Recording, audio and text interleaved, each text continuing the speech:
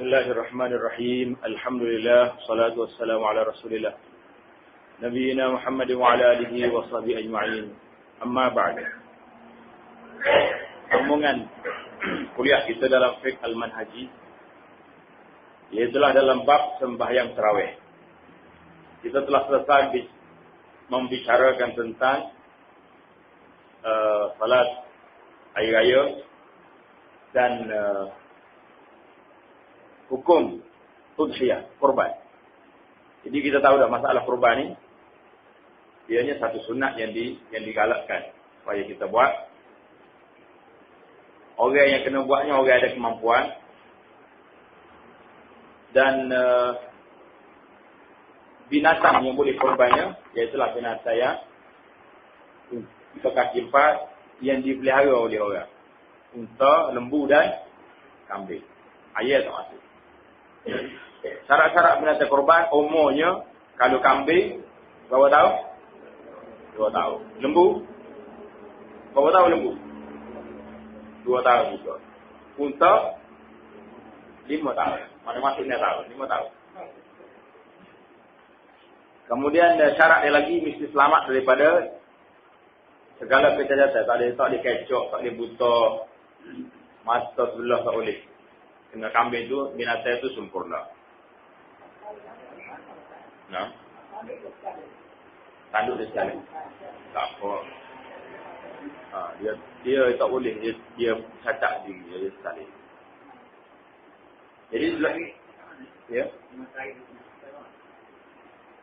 5 syarit ni, dia, benda yang dia naknya, kecacatan dia tu mengurangkan daging dia. Macam dia bila buta mata, dia tak boleh makan makanan yang baik. Rupuk molek-molek ambil dori habis. Kalau dia arjak, jalan tak betul, dia nak pergi cari makanan yang pun susah. Itu dia punya siman duduk. Naknya, lembu tu sihat on dia. Jangan terlalu buruk. Pasal tak ada daging. Program toleh habis.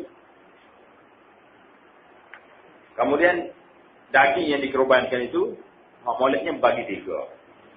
Satu bahagian makan, satu bahagian lagi sedekah, dan satu bahagian hadiah. Kita dah beza antara hadiah dengan sedekah. Sedekah orang miskin, hadiah boleh belakang. Kaya apa boleh.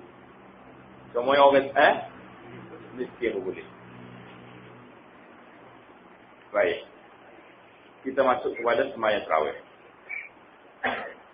Salatul tarawih. Kemudian salatul tarawih ini, sembahyang tarawih disyariatkan khusus pada bulan Ramadan. Sembahyang tarawih ini sembahyang khas di bulan Ramadan. Malam lain tak ada. Ada malam lain tarawih? Tak ada. Dan sunat didirikan secara berjamaah. Sembahyang tarawih ini boleh berjamaah. Inilah di antara sembahyang sunat yang dibolehkan berjamaah. Sembahyang sunat hari raya, sembahyang sunat tarawih, dan sembahyang sunat apa lagi? Istisqa, gerhana bulan dan matahari. 5 je sunat yang disunatkan berjamaah. Ya. Jenazah tidak sunat. Fardu kifayah. Jadi sunat dididik secara berjamaah serta sah jika didirikan secara seorangan. Mana kita tak ekak nak pergi masjid, ataupun di masjid kita ni baca pendek. Kita nak sembahyang seorang dengan kita nak baca 1 juzuk 1 rakaat. Contoh, kita hafal Quran ataupun kita nak tengok Quran. Tak apa, tak. Jadi ada masyarakat kita ni kalau tak pergi sembahyang tarawih di masjid apa kata dah? Tak kena. Kalau kita ada masyarakat kerja malam atau tak sempat ada masalah, boleh kita sembahyang seorang. Dinamakan demikian. Pasal apa nama tarawih? Sunat tarawih itu mari tarawih nama. Sebab apa? Kerana mereka yang mendirikannya berehat selepas setiap 4 rakaat. Itu mana tarawih maknanya berehat. Semaya berehat. Setiap lepas 4 rakaat, 2 salam, dia berehat. Itu sekejap. Bagaimana dia berehat itu? Orang tanya Sayyidina Umar. Orang tanya selama mana dia berehat? Zaman Sayyidina Umar dulu. Dia kata, dia pergi buai air, ambil wudu, mari. Lama, 10 minit.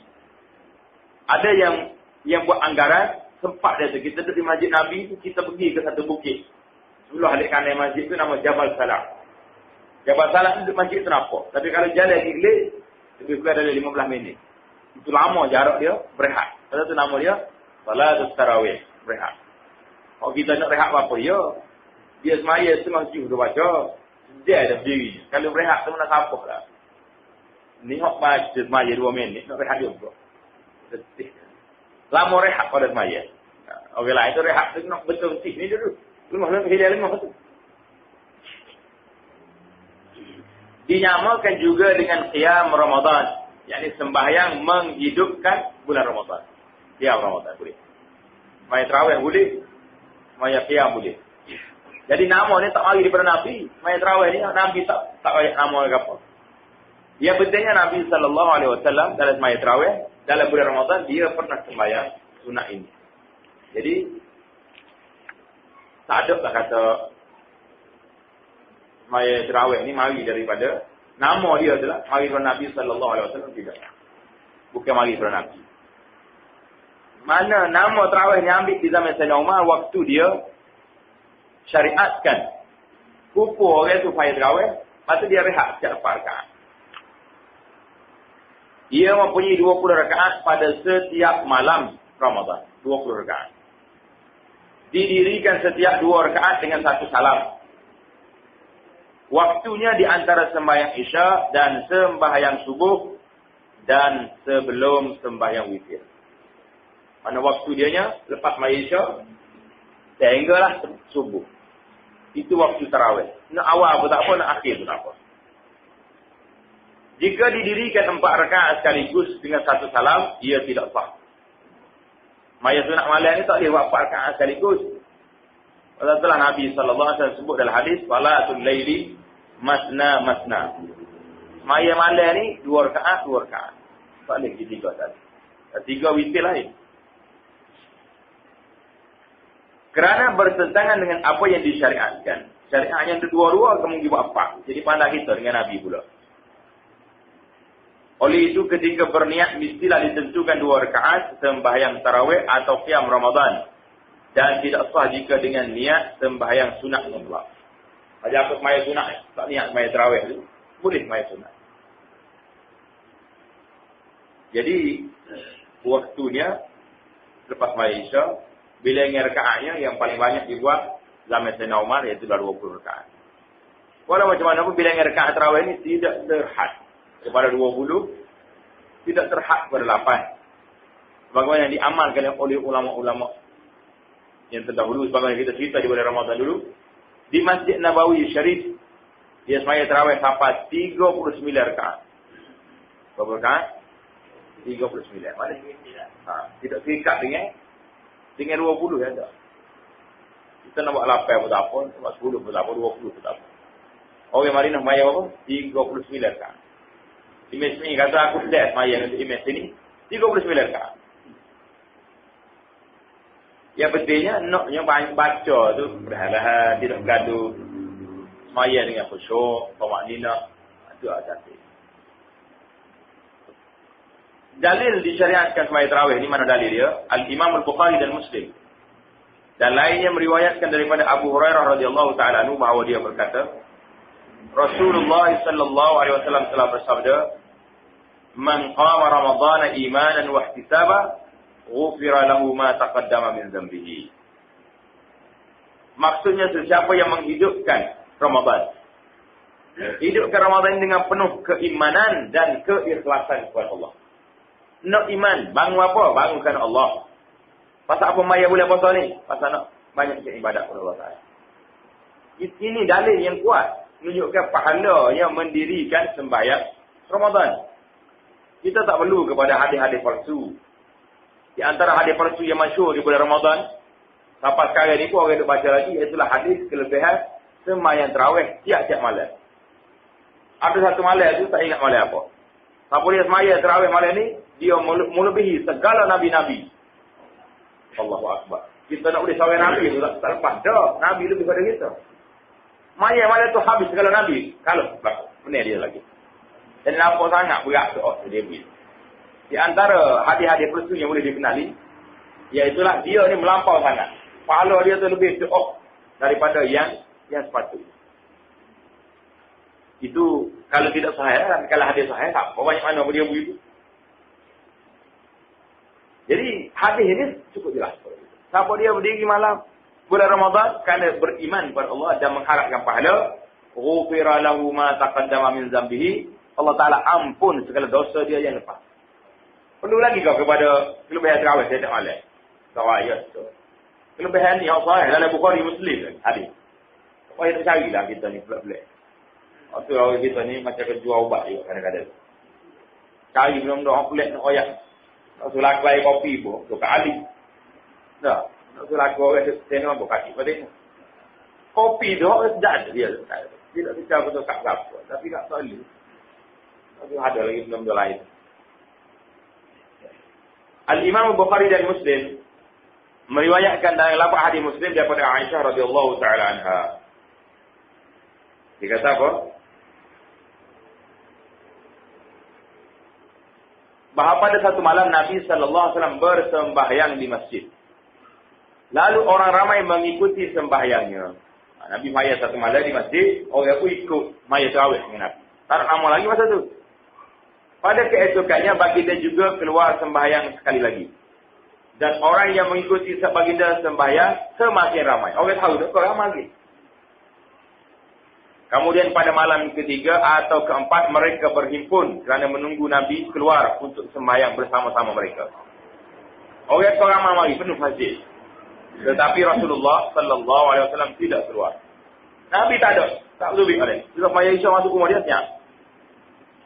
Apabila tiba waktu pagi, Rasulullah sallallahu alaihi wasallam bersabda kepada mereka, "Aku melihat apa yang telah kamu lakukan. Aku tengoklah kau mulut cakap tunggu. Ada betul itu ada. Tidak ada yang menghalang aku keluar sembahyang bersama-sama kamu semua. Melainkan kerana aku bimbang sembahyang tersebut, yakni sembahyang tarawih ini, akan difardukan ke atas kamu." Nabi kita SAW rahmat dia kepada umat dia. Dia bimbang kalau kau ramai orang penuh molek, nampak nak molek dia ni. Tunggu kalau sembahyang tarawih dia fardu. Baru cari kita. Kok 5 kali sehari pun ramai orang tinggal. Kok terawih 20 rakaat kau berapa pula kah? Jawab dia, kok banyak lagi lah orang tinggal. Nabi bimbang takut benar. Peristiwa ini di atas berlaku pada bulan Ramadan. Al-Bukhari meriwayatkan daripada Abdul Rahman bin Abdul Qari. Bukan Abdul Qari itu. Allah. Sila dia. Abdul Rahman bin Abdin Al-Qari. Betul ini. Dalam bahasa Arab dia ni, An Abdul Rahman ibni Abdin Al-Qari. Abdul Rahman bin Abdin. Tulis A-B-D-I-N Al-Qari. Dia berkata, "Aku keluar bersama-sama Umar ibn Al-Khattab radhiyallahu ta'ala anhu ke masjid pada bulan Ramadan. Dia jalan dengan Sayyidina Umar. Tiba-tiba didapati orang ramai bersembahyang dalam keadaan kumpulan yang banyak serta bertaburan. Tengok buncu masjid ni ada orang maya 2-3 orang. Orang ni maya 2-3 orang, orang ni maya 2-3 orang. Sama nak jadi. Ada yang sembahyang secara individu, secara seorang diri. Dan ada yang membentuk jamaah yang tidak melebihi 10 orang. Jadi orang ni sedap baca ayat kita supaya ada 10 orang baik. Lalu Umar berkata, "Aku berpendapat adalah baik jika aku himpunkan mereka dalam satu kumpulan yang diketuai oleh qari, oleh imam saya." Ada sesuatu yang benar. Maksud ini duk beragin tak nampak tidak persatu. Kalau kita serupa ambil email seorang tok ni, semua seorang bujuri dia ni maya belakang dia. Kecantik. Kemudian dia berusaha mengumpulkan mereka dengan dijadikan Ubay bin Ka'ab sebagai imam. Ubay bin Ka'ab sebagai imam. Pak Umar ni baca Quran, ahli Quran. Abdul Rahman bin Abdul Al-Qadi menceritakan lagi. Dia kata apa? "Kemudian aku keluar bersamanya pada malam yang lain. Ketika itu orang ramai bersembahyang dalam satu jemaah dengan imam mereka. Lepas Sayyidina Umar bagi arahan tu beri ramai-ramai jadi sembahyang jemaah ni. Malam lain pula dia pergi masjid tengok Allah tak comel apa. Email bagi hak mamu ikut pula tu.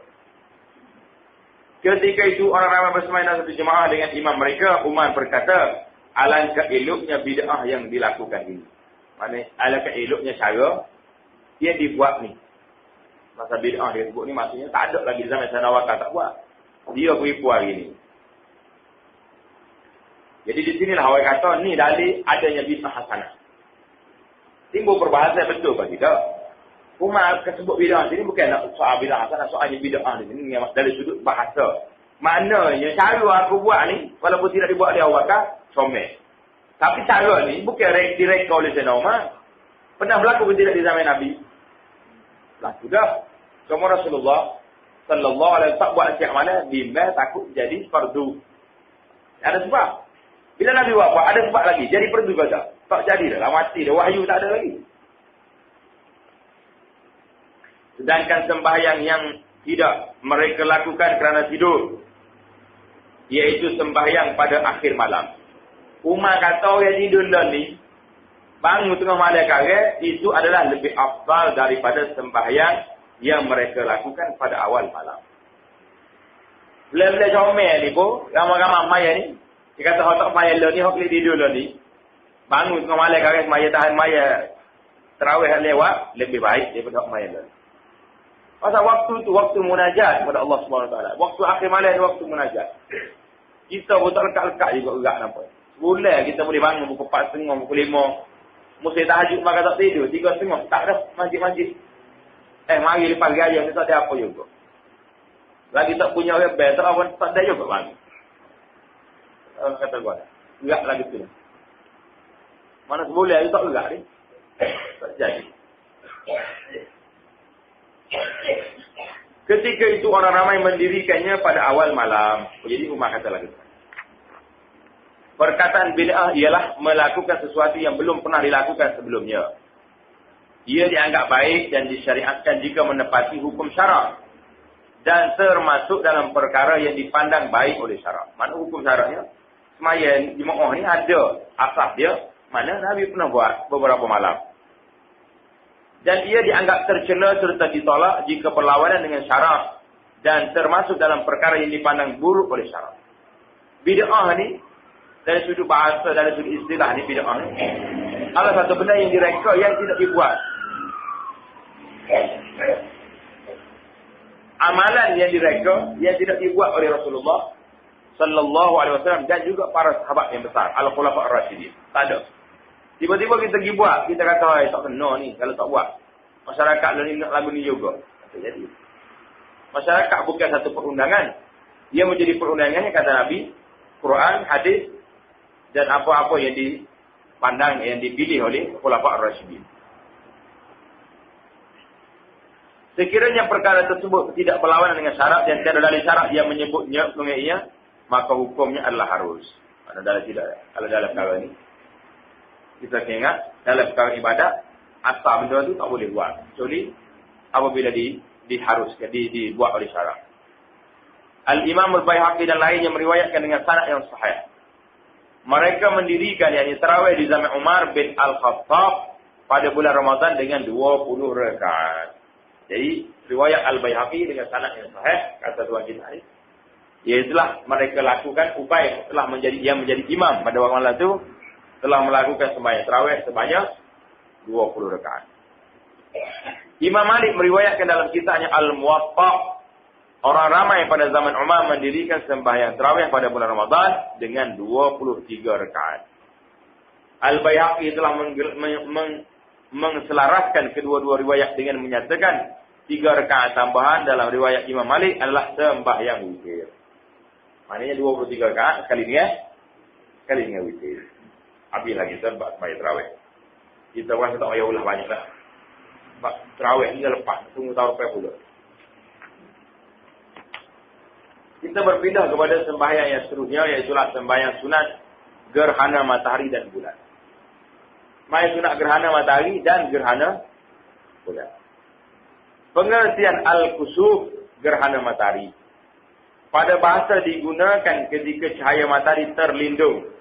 Sama ada sebahagiannya atau semua. Bila matahari dia tak naik cahaya dia terlindung, pada waktu itu dia panggil khusuf. Gerhana matahari. Al-khusuf pula, al-khusuf. Orang tanya khusuf dengan kaf. Ia ni al-khusuf dengan kha. Itulah gerhana bulan. Digunakan ketika cahaya bulan terlindung. Sama ada sebahagian atau semuanya. Walau bagaimanapun, kedua-dua kalimat ini boleh digunakan dengan makna gerhana matahari atau gerhana bulan. Boleh pakai belakang kedua-dua. Kalau kita kata khusuf, al-khusuf, khusufan. Dua gerhana matahari dengan bulan boleh pakai. Masa disyariatkan. Bilakah disyariatkan sembahyang gerhana? Sembahyang gerhana matahari telah disyariatkan pada tahun kedua hijrah.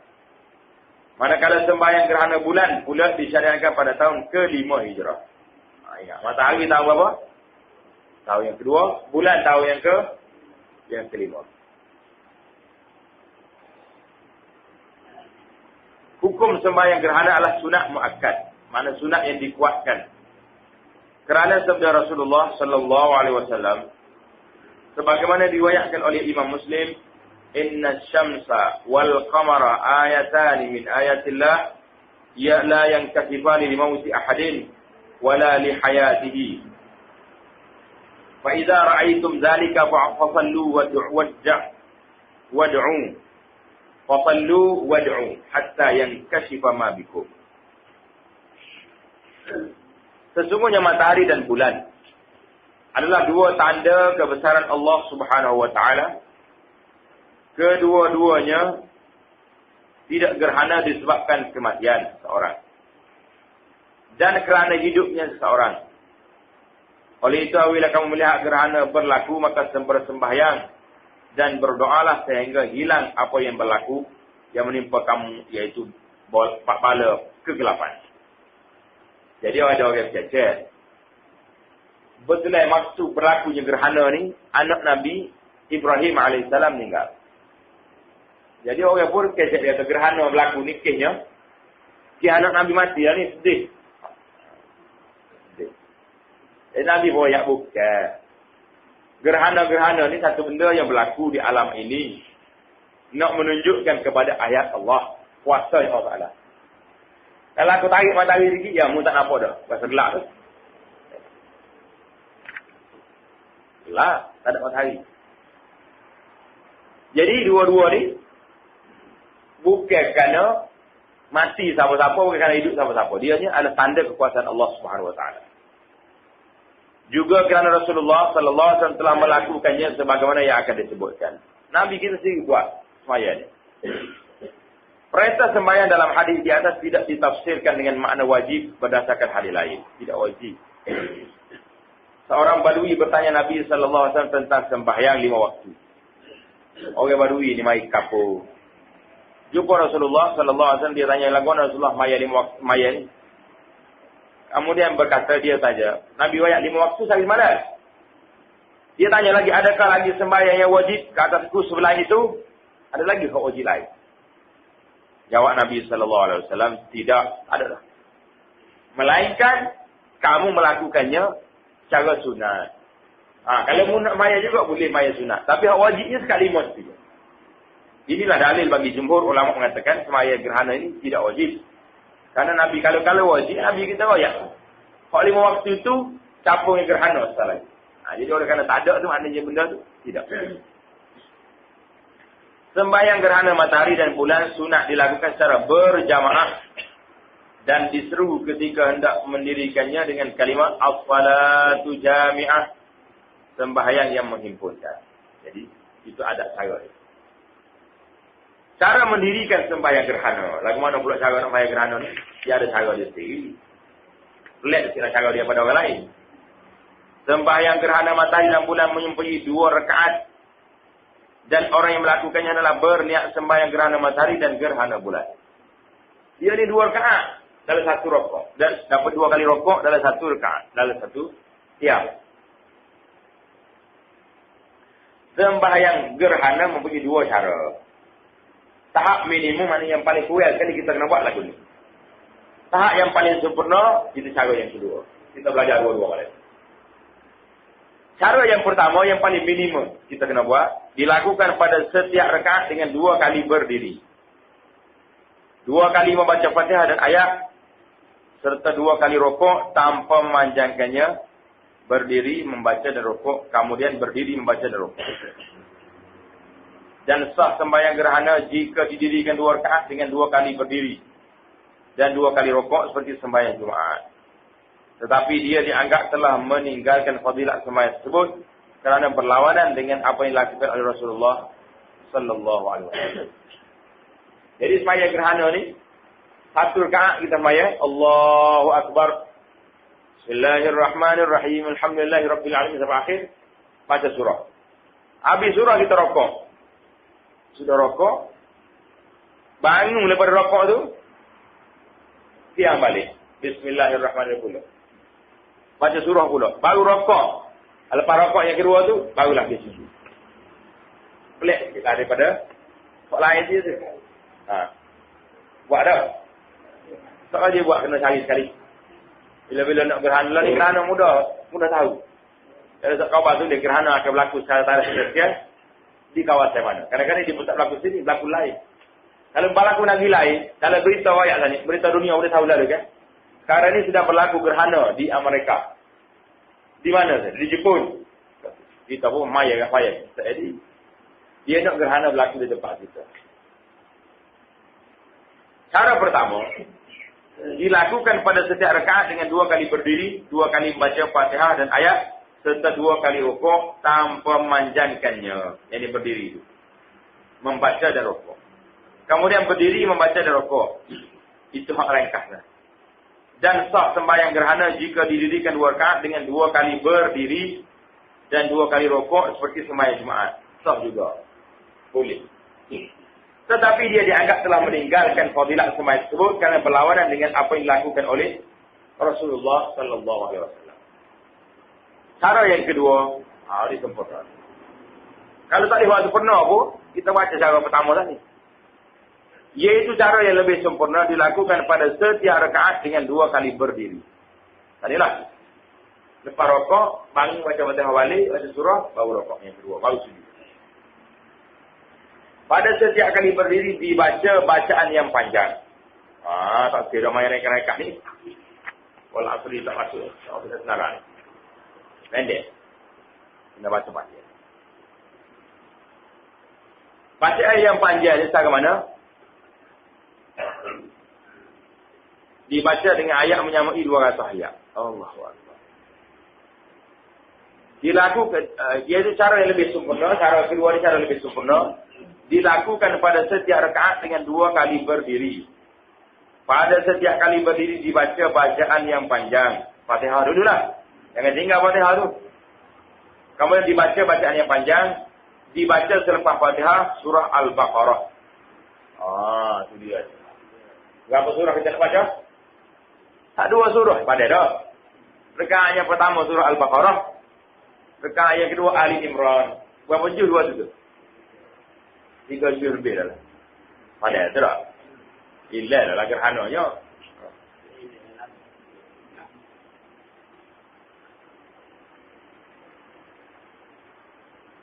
Untuk berdiri kali kedua dekat pertama dibaca ayat yang menyamai 200 ayat.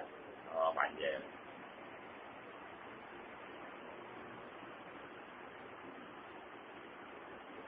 Manakala bacaan ketika berdiri kali pertama di rakaat kedua ialah sekadar 150 ayat. Mana rakaat pertama 200 ayat, rakaat yang kedua nak berapa?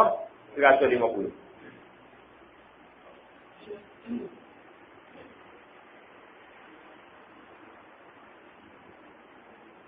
Kemudian apabila rukuk maka dipanjangkan sehingga menyamai lebih kurang bacaan dengan 1 ayat. Allahu Akbar. Rukuk tu nak 1 ayat pula. Wah, nokak kali dah. Rukuk kedua dipanjangkan sekadar 80 ayat. Rukuk ketiga sekadar 70 ayat dan rukuk keempat sekadar 50 ayat. Apabila sembahyang telah sempurna, maka imam bangun berkhutbah dengan 2 khutbah. Susah mayat sehingga Nabi khutbah bernasihat. Rukun-rukun dan syarat-syaratnya adalah sama dengan 2 khutbah Jumaat.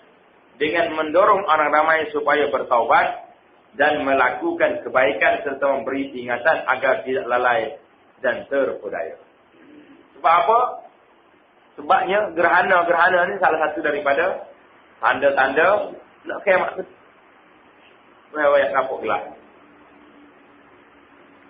Al-Imam At-Tirmizi meriwayatkan daripada Samurah bin Jundub radhiyallahu taala anhu berkata, waktu kami telah sembahyang gerhana matahari, yakni al-khusuf, bersama-sama Nabi sallallahu alaihi wasallam. Kami tidak mendengar suara bacaan daripadanya. Jadi Nabi kita baca Qur'an. Tak ingat Allah. Al-Bukhari dan Muslim meriwayatkan daripada Aisyah radhiyallahu taala anha bahawa Nabi sallallahu alaihi wasallam telah mengundurkan diri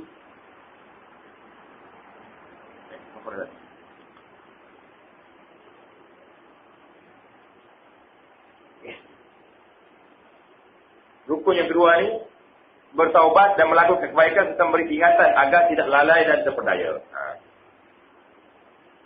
Al-Imam At-Tirmizi meriwayatkan daripada Samurah bin Jundub bahawa dia berkata, kami telah sembahyang gerhana matahari al-khusuf bersama-sama Nabi. Kami tidak mendengar suara bacaan daripadanya. Itu riwayat yang pertama. Riwayat yang kedua, Al-Bukhari dan Muslim meriwayatkan daripada Aisyah, Nabi SAW menyaringkan bacaannya pada sembahyang gerhana bulan.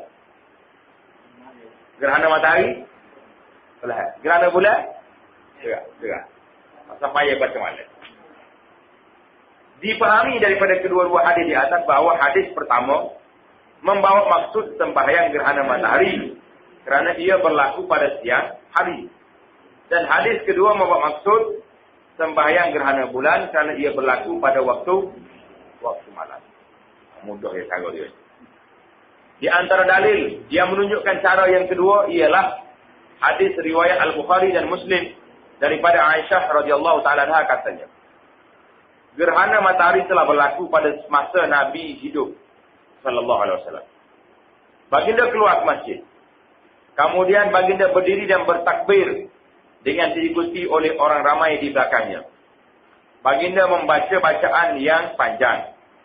Kemudian bertakbir lalu rukuk dengan rukuk yang lama. Takbir, rukuk lama. Kemudian baginda mengangkat kepalanya sambil berkata, Allah mendengar mereka yang memujinya. Tuhan kami, bagimu segala pujian. Rabbana walakal hamdu. Dia terjemah. Baik kalau terjemah ni. Jadi tak payah pun kalau terjemah. Baca Rabbana walakal hamdu.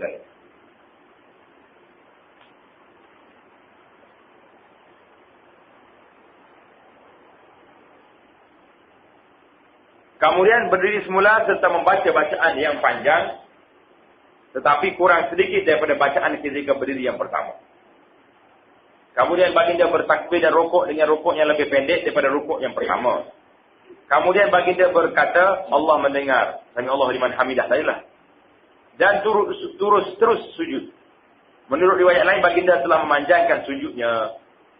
Kemudian baginda sallallahu alaihi wasallam lakukan pada rakaat kedua seumpama yang dilakukan pada rakaat yang pertama sehingga sempurna 4 rakaat. Sehingga sempurna 4 rukuk. Iaitu 4 kali rukuk dan 4 kali sujud. 4 rukuk. Satu salam. Dan matahari mula muncul sebelum baginda selesai sembahyang. Gila gerhana tu. Kena Al-Baqarah tadi. Lama masa. Kemudian baginda bangun berkhutbah kepada orang ramai dengan dimulakan pujian yang selayaknya bagi Allah Ta'ala dan bersabda, sesungguhnya matahari dan bulan adalah 2 tanda daripada tanda-tanda kebesaran Allah Ta'ala. Kedua-duanya tidak gerhana disebabkan kematian seseorang. Dan tidak hidup, tidak kerana hidupnya seseorang. Gerhana itu bukan kerana orang mati, bukan kerana orang bergana. Oleh itu, bila kamu melihat kedua-duanya berlaku, maka kembalilah kepada Allah, berdoa kepada Allah Subhanahu Wa Taala. Apabila kamu melihat berlaku demikian, gerhana matahari atau bulan, maka berdoalah kepada Allah, bertakbir dan bersembahyanglah serta bersedekahlah. Ayat sedekah. Peristiwa gerhana matahari yang disebut dalam hadis di atas adalah bertepatan dengan hari anak baginda yang bernama Ibrahim meninggal dunia. Ibrahim mati, matahari pun gerhana. Dan orang-orang Islam pada masa jahiliyah, sebelum mereka memeluk Islam, percaya bahawa salah seorang pembesar telah mati apabila berlakunya gerhana bulan atau matahari. Oleh itu, sangkaan mereka masih wujud ketika melihat gerhana matahari yang berlaku. Tepat pada hari anak baginda, iaitu Ibrahim, meninggal dunia. Dengan itu, Rasulullah SAW membatalkan dakwah tersebut dengan sabdanya, kedua-duanya tidak berlaku gerhana disebabkan kematian seorang atau kerana hidupnya seseorang. Kemudian, jika sembahyang gerhana itu adalah untuk matahari, maka bacaan adalah diperlahankan. Manakala jika untuk gerhana bulan, bacaan adalah dinyaring dan dikuatkan. Imam juga adalah memberikan amaran kepada orang-orang Islam agar tidak lalai dan tertipu. Sembahyang gerhana tidak diqadha. Tak ingat tajuk dia tu. Kalau terlepas dah. Oh ya, gerhana tadi. Kita tengok tak ada boleh balik dah. Boleh juga kalau matahari juga balik dah. Qadha.